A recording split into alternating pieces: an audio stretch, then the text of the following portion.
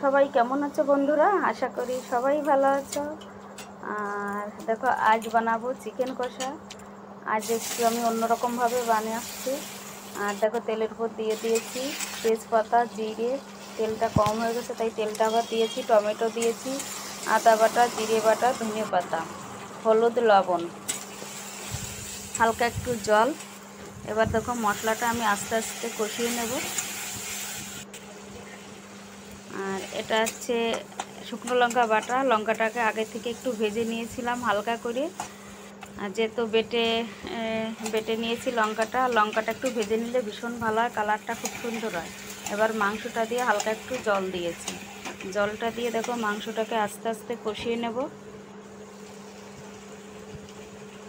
বন্ধুরা, এইভাবে খেয়ে দেখো, ভীষণ ভালো লাগবে। আর দেখো, বাইরে ভীষণ বৃষ্টি হচ্ছে। আর দেখো, মাংসটা কষানো হয়ে গেছে, পরিমাণ মতো জলটা দিয়ে দিয়েছি। বন্ধুরা, এইভাবে খেয়ে দেখো, ভীষণই ভালো লাগবে। আর যারা আমার রান্না খেতে চাও, যেসব বন্ধুরা, চলে এসো খেতে, আমার পাশে থাকো। অনেক বন্ধুরা খেতে চায়, আমার ইচ্ছা আছে আমি তাদের খাওয়াবো। যেহেতু আমি এখনও কিছু হতে পারিনি, তার জন্য আমি কাউকে ডাকতে পারছি না।